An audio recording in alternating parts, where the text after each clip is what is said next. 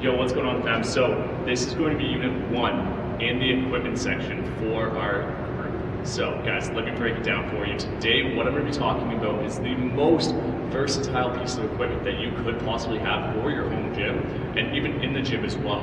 Guys, this is one of the least expensive pieces of equipment that you can possibly get for yourself, and it will save you from so many problems in the future, including low back pain, joint problems, any postural problems.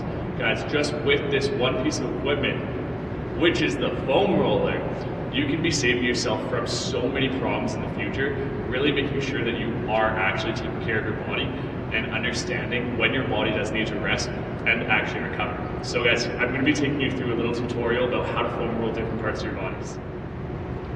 Alright guys, so what we're going to be starting with is one of the largest parts of our bodies, with a lot of different muscles and a lot of muscles that could be hindering our posture and as well our performance. So let's go into this.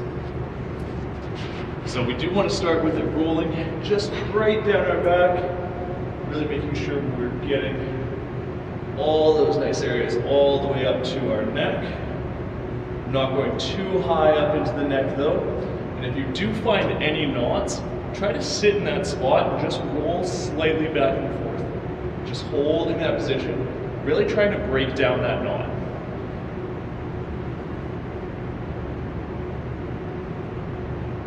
So once we do find that our back is nice and loose, we do want to now focus on a different part of our backs, our lats. Guys, when we do roll out our lats, this is really important. Our lats could be hindering us from having overhead presses or a lot of different movements that could be held back from our shoulder inability. So when we roll out our lats, we're going to put it just a little bit, we're going to tilt just a little bit onto our sides, and really try to get in here. Guys, if you've never rolled out your lats before, this might be a little bit painful, I'm not going to lie. There might be a couple of knots in there that you haven't fully realized. So while you're going through and really making sure that you are rolling out those lats, and if you do find any spots there, that's where we're going to stop. Find that one spot, really roll back and forth on that spot to break it down fully. And if we do it on one side, we have to do it on the other. Well, so right there, I found a knot. Just going to roll back and forth just a little bit. Just massaging that muscle out, massaging out that tension. And really allowing that muscle to get fully stretched out.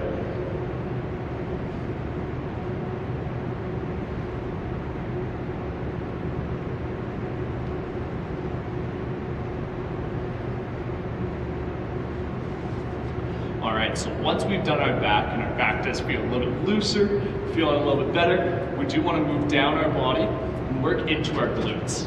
Our glutes are going to be a very, very important spot for the ladies, especially if you are trying to grow those glutes. Any tight muscles in your glutes or any knots in your glutes could be holding you back from growing a bigger, rounder booty. Let's be serious. And gentlemen, if you think that you don't need to roll out your glutes, you are wrong. You are 110% wrong. Guys, you use your glutes through a lot of different lifting, including even your bench press. So rolling out your glutes, even before doing your bench press, could be an important factor to really make sure that you can put out your best output. So, when we roll out our glutes, we do want to start with just rolling the middle of them. Oh, and we do have a couple knots in there, so I'm going to slow down and just hit those specific spots. Nice. You can see here, I do have quite a big knot that is actually changing the motion of my leg when I do hit it.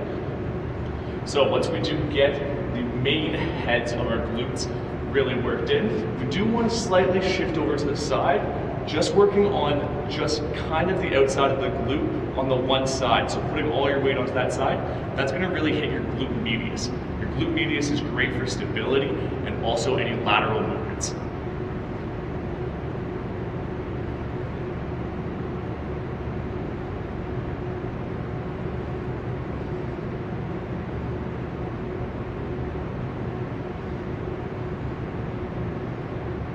All right, just like before, if we do roll out to one side, we have to make sure we do the other side as well so that we don't have any postural deviations or muscle imbalances.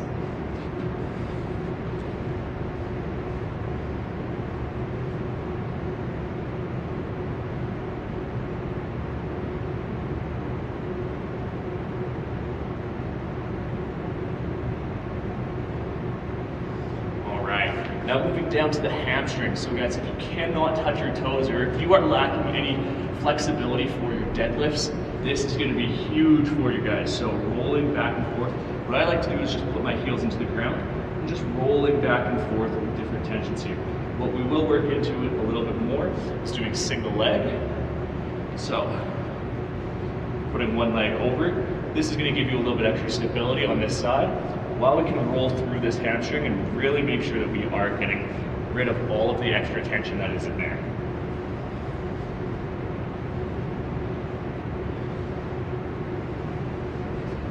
And as well on the other side.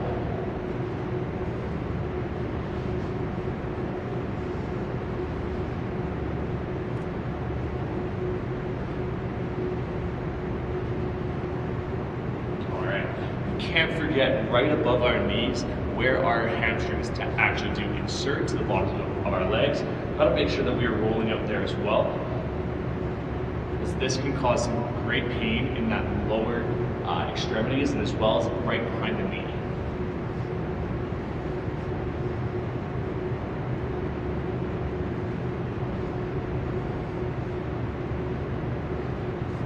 So if we are continuing down the posterior chain, what we want to do next is our calves. This might seem a little bit weird, guys, but once you do start doing this, you will find that you actually have quite a few more knots in your calves than you actually realize. So getting a nice roll on those calves there. The lower part of your calf near your ankle, that is going to be your soleus muscle, and the big head of it is their gastroc muscle. So when we roll out our soleus, that's going to be really important for different running, different flexion. And when we do work out the gastroc, that is going to be our main head of our calves. That's where we're going to see most of our sides come from for our calves. So we really got to be making sure that we are taking care of them as well.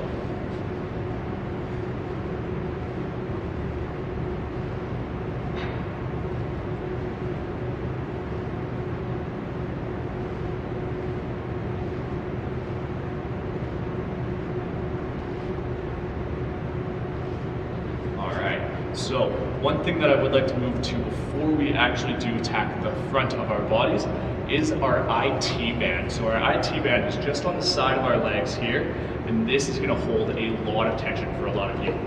So to do this, what we're going to do is kind of turn over onto our sides, extending that leg out and rolling through there. This again, if you've never rolled out before, this might also hurt quite a bit. Just giving you a fair heads up.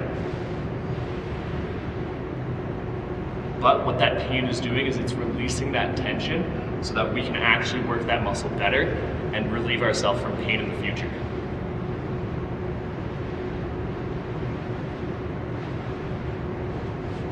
All right, switching to the other side.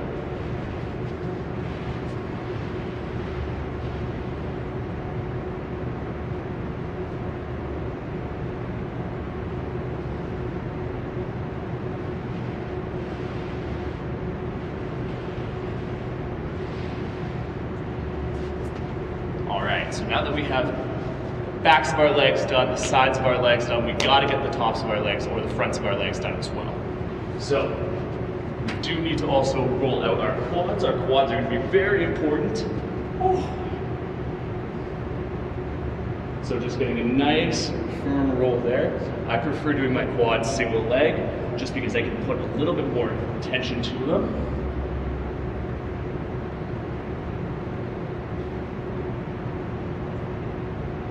Really just trying to get a nice motion through your quads.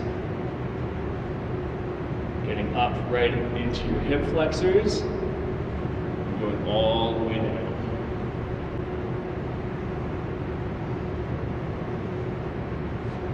And switching legs.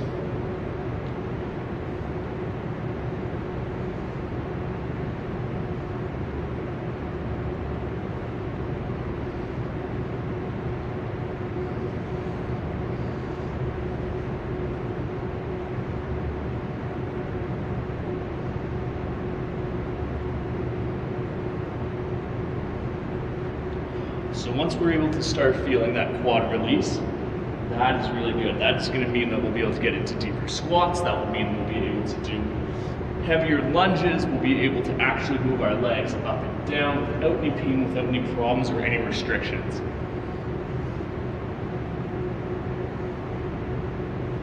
All right, so once we've done our quads, we still need to move up our body. So what we're going to do next is actually our chest. So gentlemen, if you are trying to grow that chest, this is going to be really important for you. So actually taking the time to really look at our muscles, and when we do stretch them back out from their contracted state, then they're actually able to regrow to that full stretched amount. So if you want to see muscle growth, this is going to be crucial. So extending my arm out so I can get a nice stretch factor on the muscle itself. I'm just going to roll nice and easy back and forth.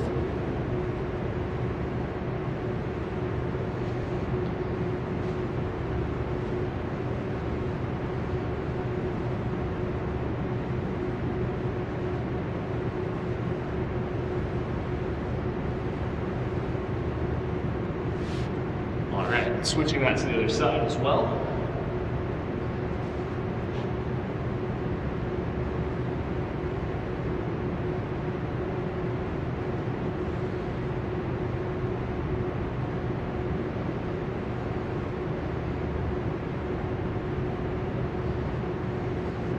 And perfect. So now your muscles should be nice and relaxed and ready for your workout.